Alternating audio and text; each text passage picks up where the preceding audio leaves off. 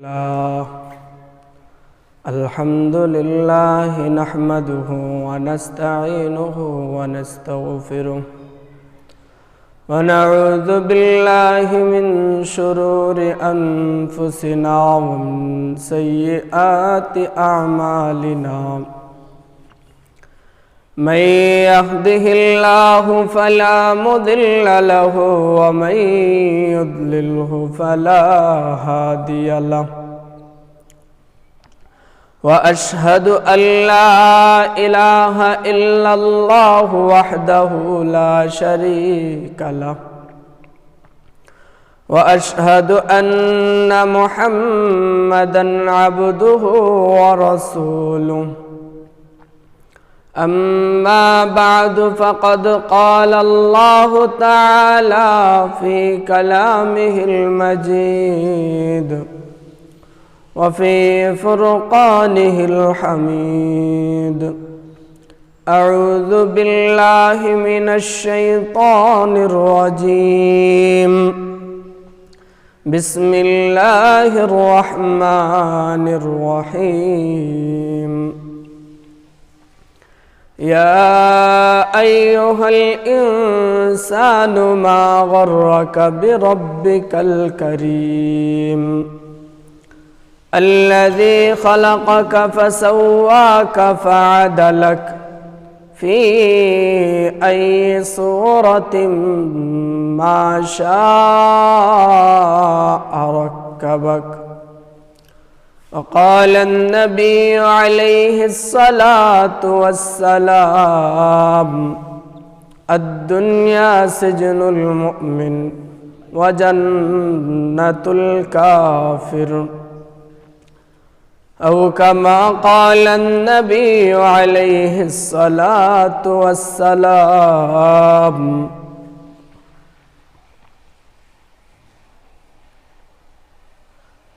وقال الله تعالى في شان حبيبه ومخبره إن الله وملائكته يصلون على النبي يا أيها الذين آمنوا صلوا عليه وسلموا تسليما اللهم صل على سيدنا ومولانا محمد وعلى آله وأصحابه أجمعين اللهم صل وسلم تسليما بارك الله لنا ولكم في القرآن العظيم ونفعنا وإياكم بالآيات والذكر الحكيم أستغفر الله لي ولكم ولسائر المسلمين فاستغفروه إنه هو الغفور الرحيم الحمد لله মহান পাক রব্বুল আলামিনের দরবারে লাখো কোটি শুকর ও সুজুদ যিনি আমাদেরকে পবিত্রময় মাসে পবিত্র দিনে জুমার নামাজ আদায় করার জন্য আসার বসার কিছু কথা বলার ও শোনার তৌফিক দিয়েছেন এজন্য অন্তর থেকে শুকরিয়া আদায় করি আলহামদুলিল্লাহ আজকে একটা বিশেষ দিন এক হলো নিসফে শাবান দ্বিতীয়তে হলো আজকে জুমার দিন স্বাভাবিকভাবেই জুমার দিনটা নবীজি সাল্লাল্লাহু আলাইহি ওয়াসাল্লাম বলেন সাইয়্যিদুল ইয়াউম সমস্ত দিনের সরদার অপর হাদিসের মধ্যে নবীজি সাল্লাল্লাহু আলাইহি ওয়াসাল্লাম বলেন এই জুমার দিনে উম্মতের আমলনামা নবীজির সামনে পেশ করা হয়। অপরদিকে এই জুমার দিনের অনেক ফজিলতের মধ্যে একটা ফজিলত হলো এই দিনে আল্লাহ বান্দার দোয়া কবুল করেন। তো সেই হিসেবে এই জুমার দিনটা আমাদের জন্য একটা বরকতময় দিন। আজকে যে আয়াতটা আমি তেলাওয়াত করলাম, এই আয়াতের মধ্যে আল্লাহ পাক রব্বুল আলামিন বান্দাদেরকে সম্বোধন করে বলতেছেন, ইয়া আইয়ুহাল ইনসানু মা গাররাকা বিরব্বিকাল কারীম। ওহে মানুষ, ও আমার বান্দারা, আমার মতো দয়ালু মনিব থেকে কে তোকে দূরে সরায় দিল? কি কারণে আমার মতো দয়ালু মনিব থেকে বান্দা তুই দূরে সরে গেলি? আল্লাযী খালাকাকা ফাসাওয়াকা ফাআদালাক। ও বান্দা, তোরে আমি তো সৃষ্টি করলাম সুন্দরময় রূপ দিয়ে, সুঠাম দেহ সম্পন্ন বানাইলাম তোকে বান্দা। এই নিয়ামত পাইয়া বান্দা আমি আল্লাহর থেকে কেন দূরে সরে গেলি রে বান্দা? অপরদিকে যে হাদিস পড়লাম, হাদিসের মধ্যে নবী সাল্লাল্লাহু আলাইহি ওয়াসাল্লাম বলেন, আদ-দুনিয়া সিজনুল মুমিন। দুনিয়াটা, এই যে জিন্দেগিটা, এটা যারা প্রকৃত মুমিন তাদের জন্য জেলখানার মতো। ওয়া জান্নাতুল কাফির। আর যারা কাফের, যাদের স্বভাব চরিত্র কাফেরের মতো, যারা আল্লাহকে ভুলে গেছে, যারা নবীকে ভুলে গেছে, যাদের দিনকে তারা ভুলে গেছে, তাদের জন্য এই দুনিয়াটা মনে হবে জান্নাত। তাদের জন্য এই দুনিয়াটা মনে হবে ভোগ করার জিন্দেগি। এই কারণেই তোই বলে দুনিয়াটা মস্ত বড়, খাও দাও ফুর্তি করো। যদি মুমিন হইতো, যদি ইমানদার হইতো, তাহলে তো চিন্তা করতো আল্লাহ আমাদেরকে দুনিয়াতে পাঠাইছেন আল্লাহর গোলামি করার জন্য।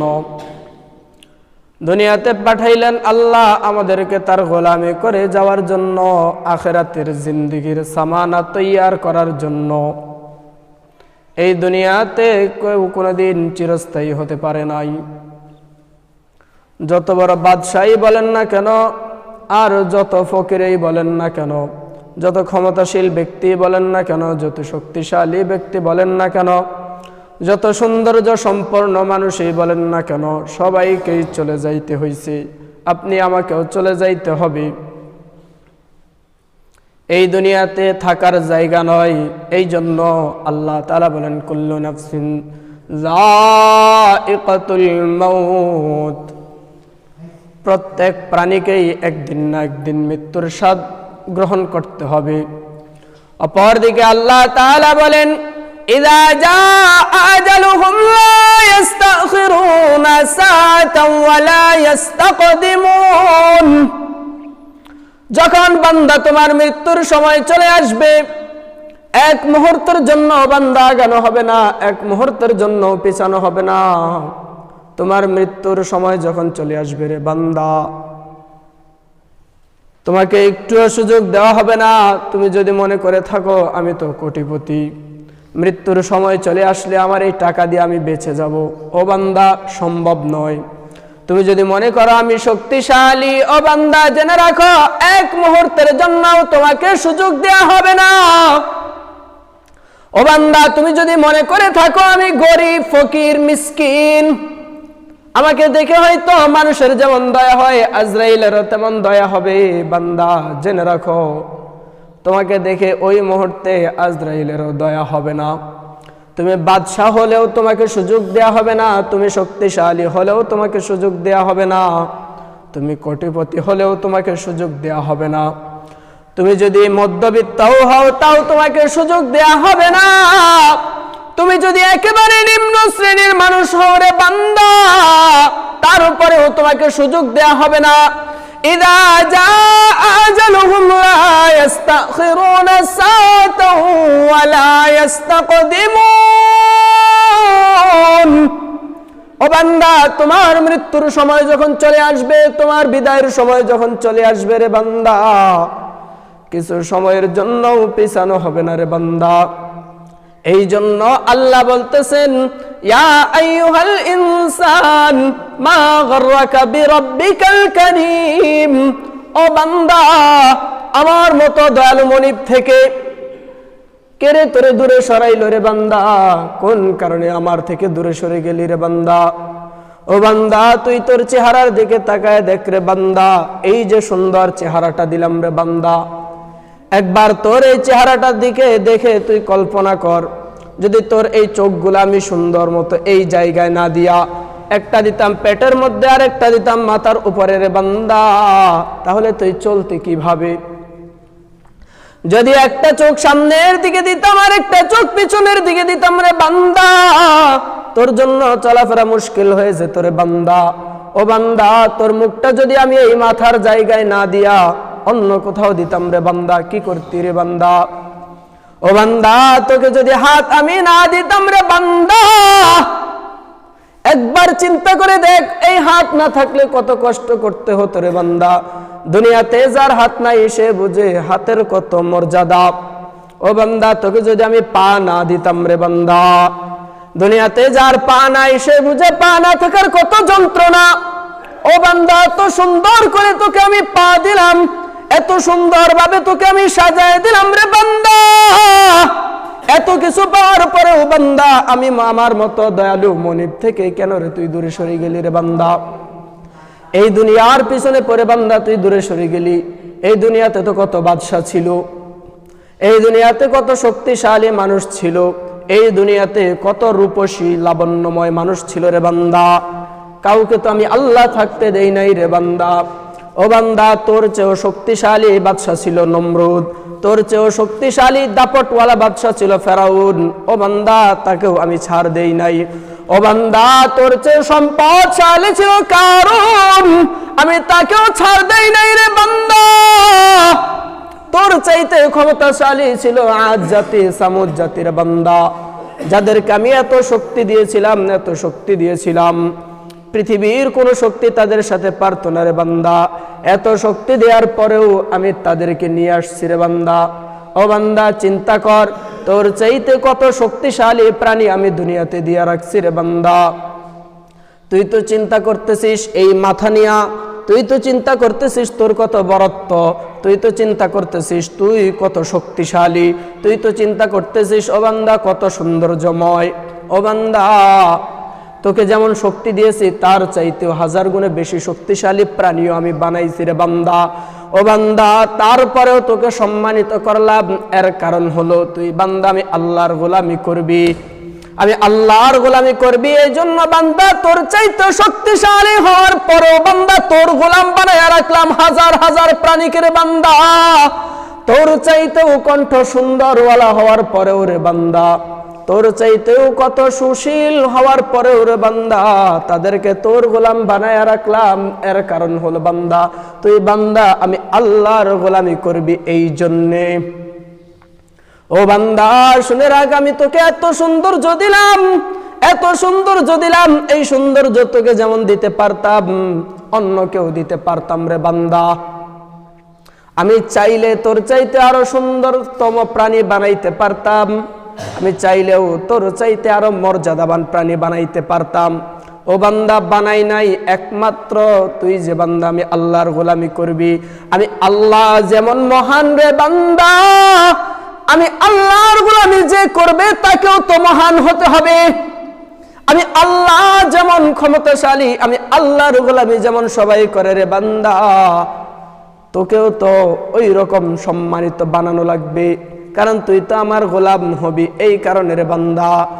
ও বান্দা, জেনে রাখ, তোকে সম্মানিত করলাম একমাত্র আমি আল্লাহর গোলামি করার জন্য। যদি বান্দা আমি আল্লাহর গোলামি করিস তাহলে জেনে রাখ, এই দুনিয়াতেও তোকে যেমন সম্মানিত করলাম, পরকালে জিন্দেগিতেও আমি আল্লাহ তোকে সম্মানিত করব রে বান্দা।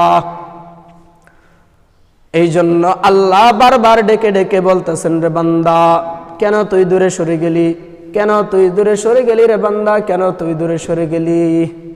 ও দুনিয়ার মানুষেরা, দুনিয়ার কোন মানুষ যদি ভুল করে শাসক পর্যায়ে তাকে খুঁজে শাস্তি দেওয়ার জন্য, কোন মানুষ যদি কোনো অপরাধ করে মানুষ তাকে খুঁজতে থাকে, তাকে শাস্তি দিবে। কিন্তু আমরা তো এমন একজন রব পাইলাম, এমন একজন মালিক পাইলাম, যেই মালিক অপরাধীকে খুঁজে ক্ষমা করার জন্য, যেই মালিক অপরাধীকে খুঁজে ক্ষমা করার জন্য। এই জন্যই তো আল্লাহ প্রতিদিন রাত্রে, শেষ রাত্রে এসে আল্লাহ বলতে থাকে, আলা মিন মুস্তাগফিরিন ফাগফির আলাহ, আলা মিন মুস্তানজিকান ফারযুক আলাহ।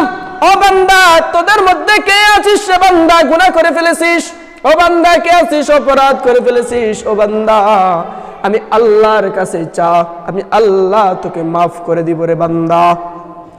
ও বান্দা, যতই অপরাধ করিস না কেন, তোর যত অপরাধী হোক না কেন রে বান্দা, তোর অপরাধ যদি জমিন থেকে আসমান পর্যন্ত চলে যায় রে বান্দা, আমি তো বলে দিলাম গফফার, আমি তো ক্ষমাকারী আল্লাহ। ও বান্দা, তোর যতই গুনাহ হোক না কেন, আমি বললাম আলা মিন মুস্তাগফিরিন ফাগফির আলাহ। ও বান্দা, আমি বলে দিলাম যতই গুনাহ করিস না কেন, আমি আল্লাহর কাছে ক্ষমা চাইলে আমি আল্লাহ তোকে মাফ করে দিব। দুনিয়ার কোন বাদশার কাছে যদি যাও, দুনিয়ার কোন এমপি মন্ত্রীর কাছে যদি যাও রে বান্দা, একবার চাইবা, দুইবার চাইবা, তিনবারের সময় রাগান্বিত হবে, বলবে ওই লোক তোমাকে একবার না দিলাম, দুইবার দিলাম, আবার কেন আসছো, আবার কেন আসছো। ও বান্দা, আমি তো তোর এমন এক রব, যতবার চাইবি ততবার চাইলে আমি আল্লাহ খুশি হয়ে যাই। এই কারণে তো নবী মুহাম্মদ মুস্তাফা সাল্লাল্লাহু আলাইহি ওয়াসাল্লাম বলেন, মান লাম ইয়াসআলিল্লাহ ইয়াগদাব আলাইহি। ও বান্দা, তুমি তো এমন একজন রব পাইছো, যেই রবের কাছে না চাইলে রব খুশি হন না, না চাইলে আল্লাহ রাগান্বিত হন, চাইলে খুশি হন, চাইলে খুশি হন। তুমি যত চাইবা রে বান্দা, তুমি যত চাইবা আল্লাহ তোমার প্রতি তত খুশি হয়ে যাবেন। এই জন্যই তো আল্লাহ কোরআনে পাকে বলেন, উদউনি আস্তাজিব লাকুম। ও বান্দা, আমি আল্লাহকে ডাকো, আমি আল্লাহ তোমার ডাকে সাড়া দিব। এখানে আল্লাহ বলেন নাই যে একবার, দুইবার, তিনবার বা চারবার চাইবা, এর বেশি চাইতে পারবা না। আল্লাহ বললেন, বান্দা তোমার যতবার মনে চাই, যতবার মনে চাই, যতবার মনে চাই রে বান্দা, যতবার মনে চাই, 1000 বার মনে চাইলে 1000 বার, লক্ষ বার মনে চাইলে লক্ষ বার, কোটি বার মনে চাইলে কোটি বার। ও বান্দা, তোমার যতবার মনে চাই ততবার চাইতে পারো রে বান্দা। তুমি যতবার চাইবা আমি আল্লাহ তার চেয়ে বেশি তোমাকে ডাকবো, তার চেয়ে বেশি বান্দা তোমাকে স্মরণ করব। আমরা প্রায় সময় জুমার খুতবায় শুনি, ফাযকুরুনি আযকুরুকুম ওয়াশকুরুলি ওয়ালা তাকফুরুন। এই আয়াতের মধ্যে আল্লাহ বলতেছেন, ফাযকুরুনি, ও বান্দা আমি আল্লাহকে স্মরণ করো, আযকুরুকুম, আমি আল্লাহ তুমি বান্দাকে স্মরণ করব। ও বান্দা, তুমি তো আমি আল্লাহকে স্মরণ করবা সাধারণ মানুষদের সামনে, বা তুমি একা একা আমি আল্লাহকে স্মরণ করবা। ও বান্দা, জেনে রাখো, আমি যখন তোমাকে স্মরণ করব রে বান্দা, শুধু একা একা স্মরণ করব না, ফেরেশতাদের সামনে তোমাকে নিয়ে আমি আল্লাহ গর্ব করব। হাদিসের মধ্যে আসে, নবী মুহাম্মদ মুস্তাফা সাল্লাল্লাহু আলাইহি ওয়াসাল্লাম বলেন, বান্দা যখন আল্লাহকে নিয়ে আলোচনা করে, কোরআন ও হাদিসের আলোচনা করে, আল্লাহ ফেরেশতাদেরকে বলতে থাকেন, ও আমার ফেরেশতারা, যাও দুনিয়াতে দেখো এই যে আমার বান্দারা কি আলাপ করতেছে, কি আলোচনা করতেছে, শুনে আসো।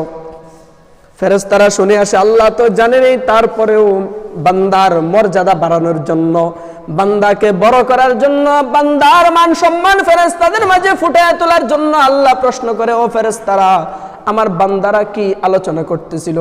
ফেরেশতারা বলতে থাকে, আল্লাহ আপনার বান্দারা আপনাকে নিয়ে আলোচনা করতেছে, জান্নাতের আশা করতেছে, জাহান্নাম থেকে পানা চাইতেছে।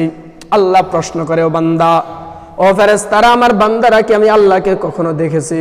ফেরেশতারা উত্তর দেয়, ও আল্লাহ, দুনিয়ার কোনো চর্মচক্ষু তো আপনাকে দেখা সম্ভব নয়।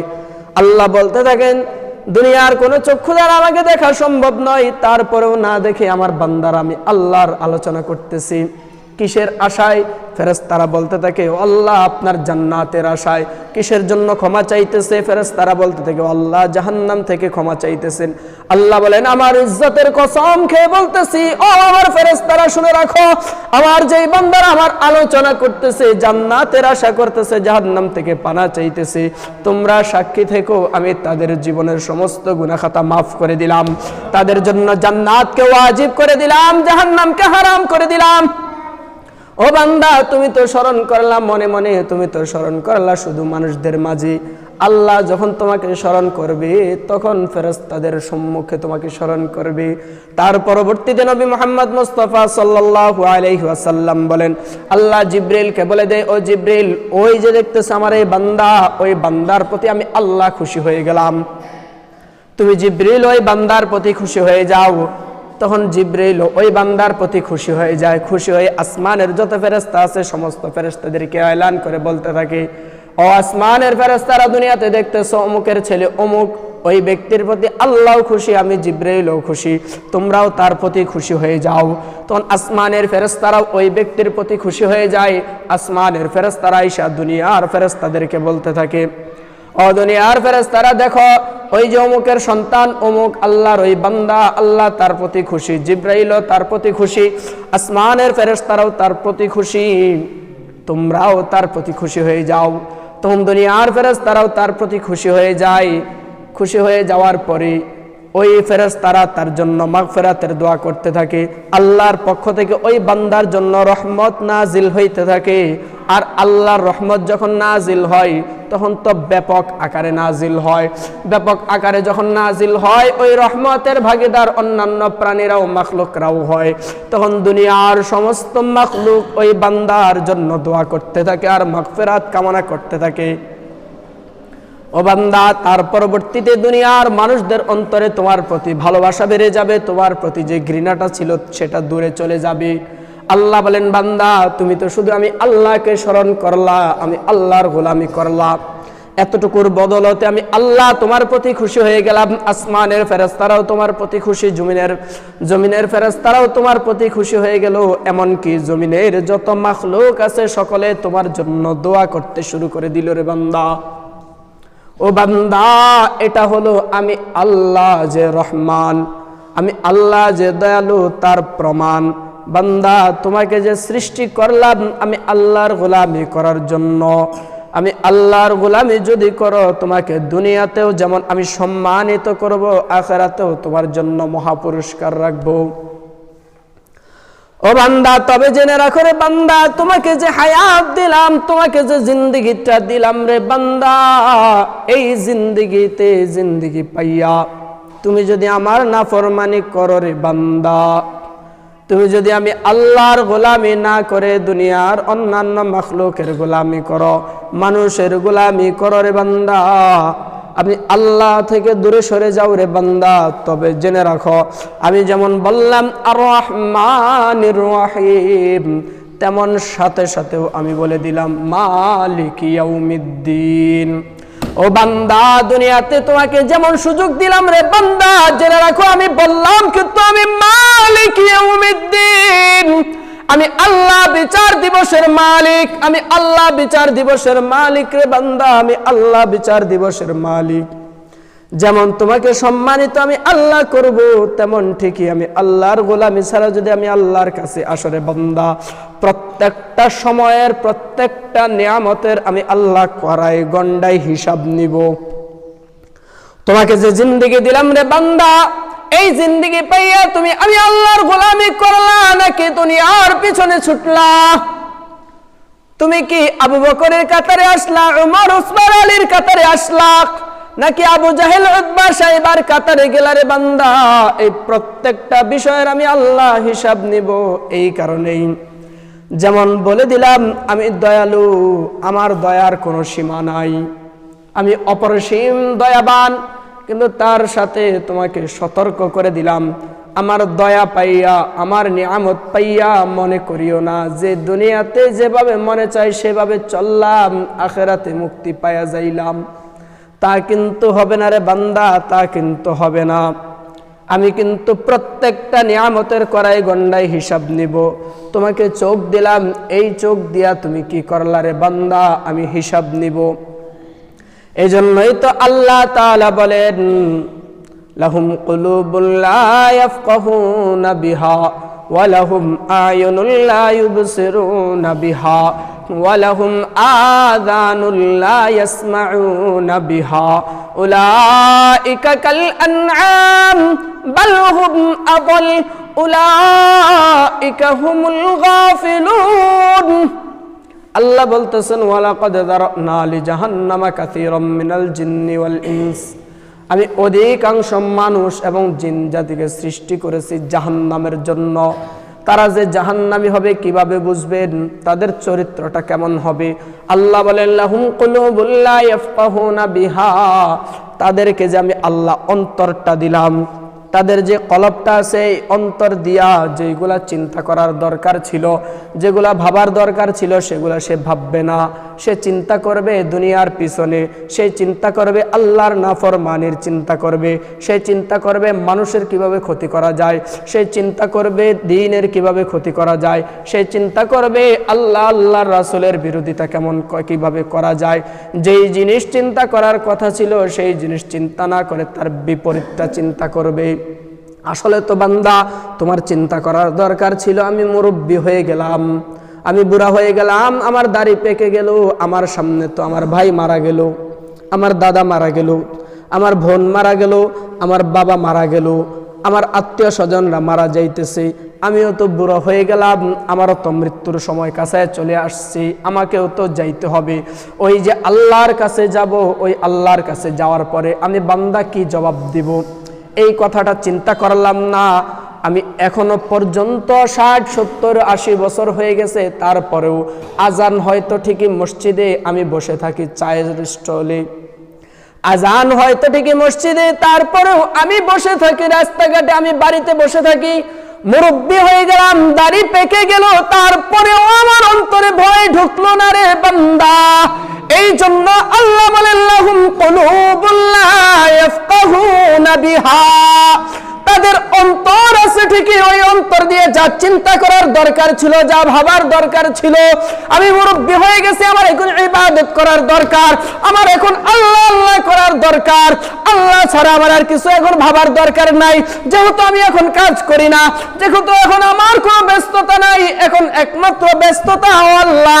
এতদিন পর্যন্ত যত গুনাহ করলাম, এতদিন পর্যন্ত যত ভুল করলাম, সমস্ত ভুল থেকে ফিরে আসলাম রে আল্লাহ, আপনি আমাকে মাফ করে দেন। ওই কথা চিন্তা করার দরকার ছিল, কিন্তু বান্দা তো ওই কথা চিন্তা করলো না।